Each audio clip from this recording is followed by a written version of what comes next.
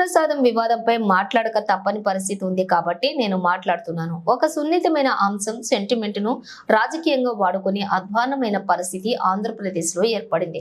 చంద్రబాబు నాయుడు జూలైలో వచ్చిన నివేదికను సెప్టెంబర్లో తన పార్టీ కార్యాలయంలో ముందు పెట్టి వివాదాన్ని రాజేశారు. తిరుపతిలోని ఒక ప్రత్యేకమైన టెండర్ ప్రక్రియ 6 నెలలకు ఒకసారి ఉంది. L1 వచ్చిన తర్వాత వారికి 65% ఇస్తూ L2 వచ్చిన వారికి 35% అని అది నిర్ణయించారు. పారదర్శకమైన టెండర్ ప్రక్రియ ద్వారానే ఇప్పుడు నందిని కంపెనీకి కూడా టెండర్ వచ్చింది. నెయ్యి యాంకర్లు వచ్చినప్పుడు చిన్న తప్పు, నెయ్యి నాణ్యతలో చిన్న తేడా ఉన్నా కూడా వెనక్కి పంపించే పారదర్శకమైన ప్రక్రియ జరుగుతుంది. చంద్రబాబు నాయుడు ప్రభుత్వం వచ్చాకనే నెయ్యి పంపిణీ జరిగింది అంటే దానికి బాధ్యత వేరే వహించాలి కదా. దాదాపు 40 లీటర్ల పాలకు గాను 1 కిలో నెయ్యి వస్తుంది. అంటే ధర చూసుకున్నట్లయితే 2000 నుండి 3000 రూపాయలు ఉండే ఆస్కారం కూడా ఉంటుంది. అంత ఖరీదు కాబట్టి తక్కువ ధరకి నెయ్యిని తీసుకోవడానికి బయట కంపెనీల నుండి టెండర్లు పిలుస్తారు. కొండ కిందనే గిరి ఆవుల నుండి సేకరించినటువంటి నవనీతంతో స్వామివారి నవనీత సేవ చేస్తారు. ఇప్పటికైనా మరి చంద్రబాబు నాయుడు దేవుడిని రాజకీయాలకు ఉపయోగించుకోకుండా నేను తప్పుగా ప్రకటన చేశానని వెంకటేశ్వర స్వామి భక్తుల మనోభావాలు గాయపడకుండా వారి విశ్వాసం పెంచే ప్రయత్నం చేయాలి.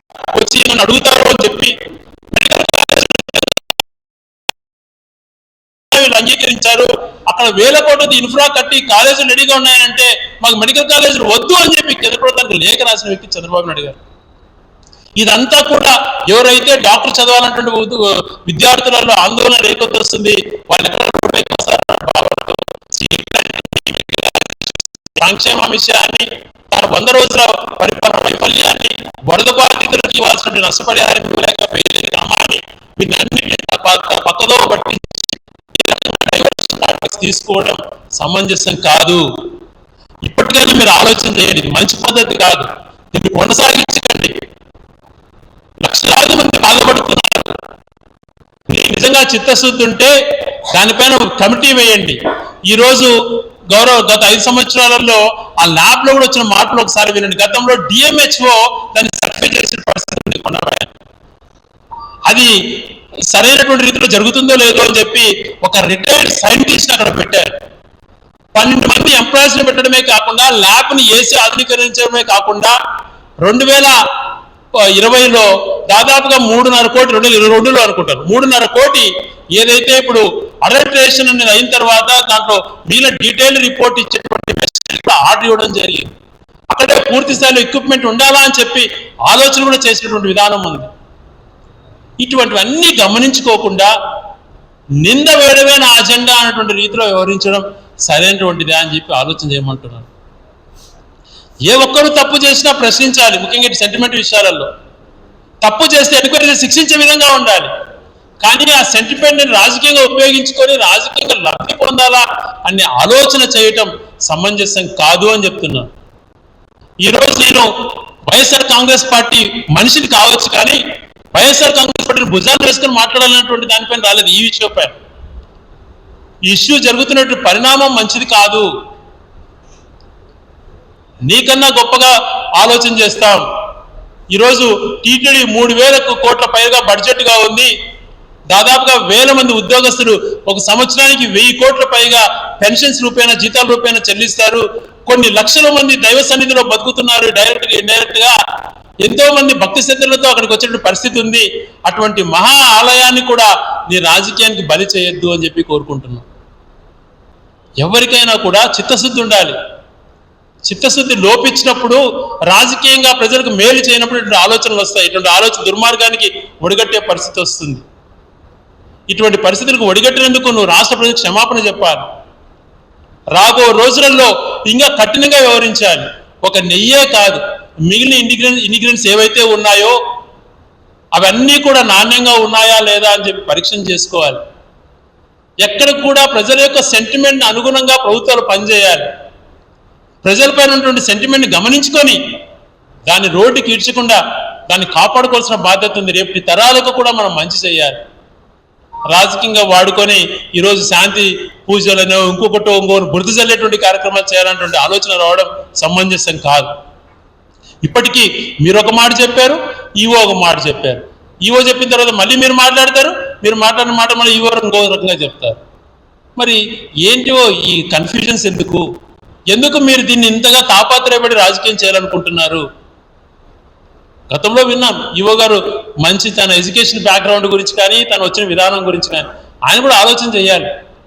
నేను లోకేష్ గారు మాట్లాడుతూ ఒక మాట చెప్పారు, ఇది ముఖ్యమంత్రికి ఏం సంబంధం ఉంటుంది, నియమించి ఈవో చూసుకుంటాడు అని చెప్పి. మేము ఆ మాటని ఈ రోజుతే ఎవరు కూడా మాట్లాడాల్సిన అవసరం ఉండిండదు. ఎందుకు మేమందరం తాపత్రపడుతున్నాం వాస్తవాలు తెలియచేయాలని చెప్పి? నీ పైన నెపం నెట్టాలి. మరి నువ్వే కదా ఈవో నియమించావు, నువ్వు ఈవో చేసుకున్నారు, అది జూన్లో వచ్చింది, జూలైలో టెస్ట్ చేసుకున్నారు, మీరున్న హయాంలోనే ట్యాంకర్లు వచ్చినాయి, పంపించినారు, ఎన్నికి పంపించినారు లేదని కూడా చెప్పలేని పరిస్థితిలో మీరున్నారు, తప్పు మీదే అని మేము ఎదురుదాడి చేయొచ్చు. కానీ ఒక పవిత్రమైనటువంటి అంశం కాబట్టి మాకు బాధ్యత తీసుకోవాలి, దీంట్లో అందరం బాధ్యతగా వ్యవహరించాలి, వచ్చేటువంటి ఆరోపణలను ఏది కరెక్టో కాదనేది తెలుసుకోవాలి అంటున్నది ఆలోచన చేయాలి. ఈరోజు కామన్ సెన్స్తో ఆలోచన చేయండి. విజ్ఞులు ఉన్నారు, ఎంతోమంది మేధస్తులు ఉన్నారు, ఎంతోమంది పండితులు ఉన్నారు, స్వాములు ఉన్నారు, వాళ్ళంతా కూడా ఆందోళన చెందుతున్నారు. ఏ తప్పు జరగలేదు అక్కడ. ఒకవేళ జరిగినంటే ఏఆర్ ఫుడ్స్ వాళ్ళ నెయ్యిని వెనక్కి పంపించకుండా అక్కడ ఆ రోజు జూన్లో వీళ్ళు జూలైలో కక్కుర్తిపడి ఆ ట్యాంకర్లను అలో చేసినంటే అది కూడా బయట పెట్టాలి. ఏదైనా జరిగింటుందేమో కానీ లేకపోతే ఎటువంటి పరిస్థితుల్లో ఏ ఒక్కరు తప్పు చేయరు. నేను అనేక మంది సైంటిస్టులు కూడా కనుక్కున్నాను.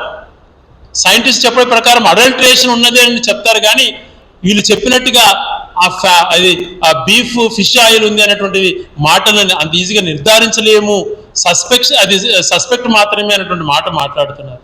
ఇవన్నీ వాళ్ళందరి ద్వారా మాట్లాడించకుండా రోజుకొకరితో మాట్లాడించి బురదజల్లే కార్యక్రమం స్వయాన ముఖ్యమంత్రి గారే తీసుకోవడం సమంజసం కాదని తెలియజేసుకుంటూ, ఇంకనైనా జరిగినటువంటి పరిణామాలకు ఫుల్ స్టాప్ పెట్టి నువ్వు మంచి అధికారితో, ఎందుకంటే గతంలో ముఖ్యమంత్రిగా ఉన్నప్పుడు సిబిఐ వాళ్ళు వస్తానంటే వాళ్ళ ఆంధ్రప్రదేశ్ అడుగు పెడితే వాళ్ళ తాట తీస్తా, సిబిఐని తరిమి కొడతానని మాట్లాడే వాళ్ళపై నమ్మకం లేదమ్మా. మరి ఈరోజు నువ్వే స్వయంగా సిట్ అని నియమించుకున్నావు.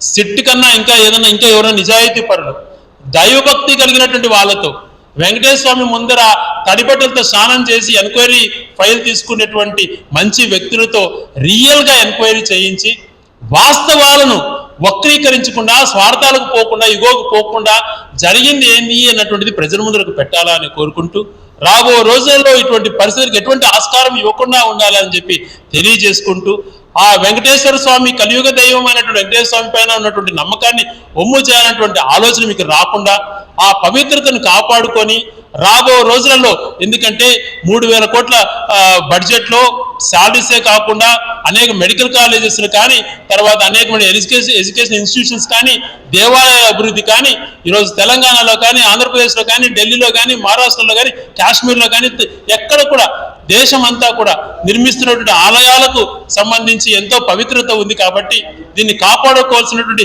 ప్రతి ఒక్కరి హిందూస్ అనే కాదు, ఈ భారతదేశంలో సమంజసం కాదు. చాలా మంది కనిపిస్తుంటుంది, మరి ప్రకృతిగా తయారు చేసిన నెయ్యిని వాడచ్చు కదా, ఈ 350-400 నెయ్యి ఏంటి అని చెప్పి కొంతమంది మాట్లాడుతున్నారు.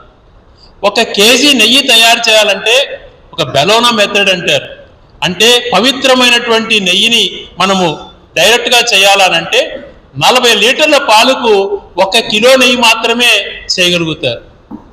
అది ఎలా అంటే ఆ 40 లీటర్ల పాలని మనము ఒక ఇత్తడి గిన్నెలో పెట్టి కట్టెలతో మంట మండించి పాలు వేడి చేసిన తర్వాత, ఆ పాలు పొంగిన తర్వాత దాంట్లో చీమర కలిపి పెరుగు తయారు చేసి, పెరుగుపైనటువంటి మీగడను పెరుగును చిలికి ఆ వచ్చేటువంటి వెన్నతో చేసేటువంటి నెయ్యిని ఈరోజు దీనికి వాడుతున్నాం. మనము స్వామివారికి సంబంధించిన నైవేద్యాలకు వాడుతున్నాం.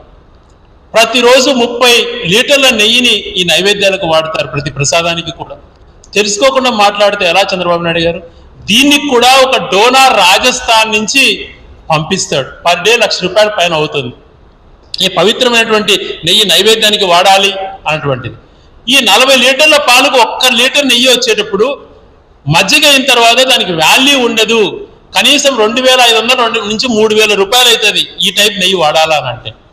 అది 50 కేజీలో 100 కేజీలు అంటే ఏదో కష్టపడచ్చు, కానీ ఒక్క రోజుకి దాదాపుగా 50 టన్నుల నెయ్యి కావాల్సినప్పుడు ఈ పద్ధతి చేయలేరు.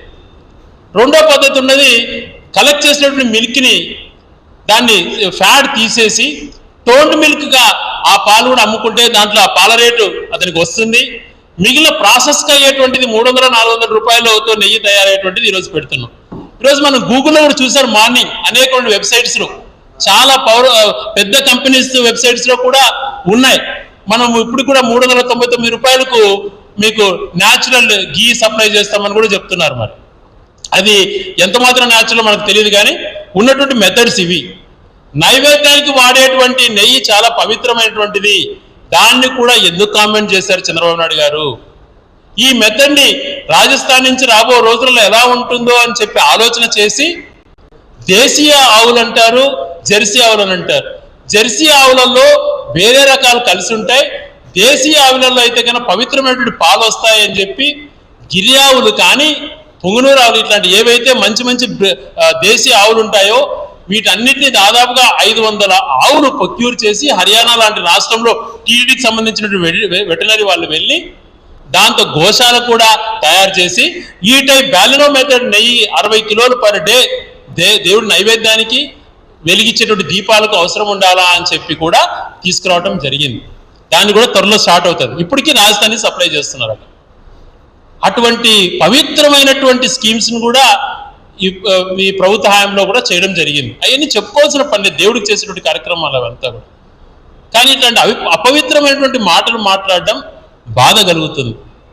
నేను చెప్పిన వాటిలలో పవిత్రమైనటువంటి నెయ్యి లడ్డుకి యూజ్ చేయడం సాధ్యపడుతుందే ఆలోచన చేయండి.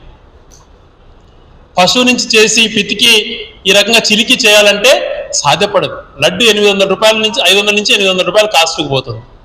కాబట్టి ఇటువంటి టెండర్లు పిలుస్తారు 6 నెలలకు ఒకసారి, దాంట్లో ఏ కంపెనీస్ పాల్గొంటాయో వాళ్ళకి ఇస్తారు. మరి ఇప్పుడు రీసెంట్గా పిలిచిన టెండర్లో ఆల్ఫా వాళ్ళు నందిని వాళ్ళు పాల్గొన్నారు. ఆల్ఫా వాళ్ళు L1 వచ్చింది, L2 నందిని వచ్చింది. 65% ఒకరికి 35% ఒకరికి ఇస్తామని అంటున్నారు. మరి ఇదే ఆల్ఫా గురించి 1 సంవత్సరం క్రితం తెలుగుదేశం నాయకుడు ఒక ఆయన ఆల్ఫా ఏంది, ఉల్ఫా లాంటి కంపెనీలు ఏంది, వీళ్ళకి నైతికత లేదని మాట్లాడారు. మరి ఆ రోజు ఈ రోజు ఎందుకు మరి వాళ్ళకి ఇచ్చారు? టెండర్లో పాల్గొన్నారు కాబట్టి వాళ్ళకు వచ్చింది. ఇటువంటివి అన్నీ కూడా తెలుసుకోకుండా ఏది పడితే అది మాట్లాడడం. ఒక స్వామికి పవిత్రంగా ఉండాలి అని చెప్పి ప్రతిరోజు ఉదయం 4 గంటలకు వెన్నతో నవనీత సేవ అని చేస్తారు. అంతకుముందు దాన్ని బయట నుంచి కర్ణాటక చౌల్ట్రీస్లు సప్లై చేసేవాళ్ళు. అది పూర్తిగా ఒరిజినల్ ఉండదేమో అని చెప్పి కొండపైననే 8 ఎకరాలలో గిరి ఆవులు పెట్టి ప్రతిరోజు అక్కడే స్వచ్ఛంగా తయారు చేసి అక్కడ తయారు చేసిన మహిళల ద్వారా స్వామికి ప్రతిరోజు నవనీత సేవ కూడా చేస్తారు ఆ వెన్నతో. మరి ఇటువంటి పవిత్ర కార్యక్రమాలన్నీ చేపట్టి కూడా ఆ మంచిని కూడా ఆలోచన చేయకుండా దైవభక్తి అనేటువంటిది లేకుండా కేవలం రాజకీయ లబ్ధి కోసమే మాట్లాడుతుండడం సమంజసమా అని చెప్పి ప్రశ్నిస్తున్నాను. మరి ఆ ట్యాంకర్లు 4 ట్యాంకర్లు జూన్ 12 నుంచి సప్లై చేశారంటున్నారు. అప్పుడు ముఖ్యమంత్రిగా మీరున్నప్పుడు మరి టెస్టింగ్ చేసినప్పుడు ఆ ట్యాంకర్లను ఎనికి పంపించేసే బాధ్యత మీపైన ఉంటే బురదజల్లే కార్యక్రమంగా రాజకీయ కోణంలో ఎందుకు తీసుకోవాల్సి వస్తుంది?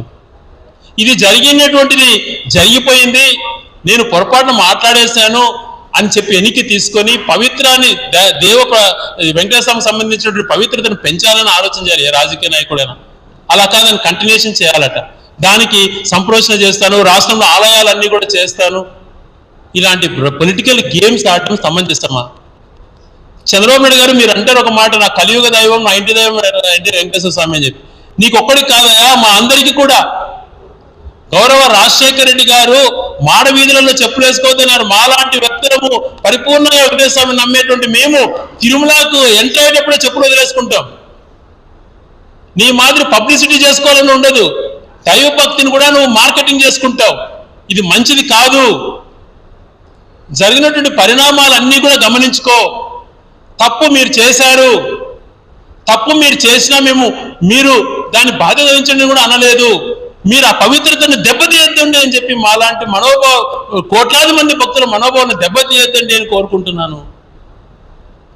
డ్రామాలు ఎంతసేపు ఎన్ని రోజులు ఆడతారు చెప్పండి? రాజకీయాలు శాశ్వతం అనుకుంటున్నారా? రాజకీయాలలో అపోజిషన్ పార్టీని ఎదుర్కోవాలంటే అతను చేసిన కార్యక్రమాలు ఏమున్నాయి, అంతకనే మంచి కార్యక్రమాలు చేయాలి, ప్రజల్లో శాశ్వత స్థానం పొందాలి అని ఆలోచన చేసుకోవాలి. కానీ ఇలాంటి సెంటిమెంట్స్ రేకెత్తించి ప్రజలలో అభద్రత భావం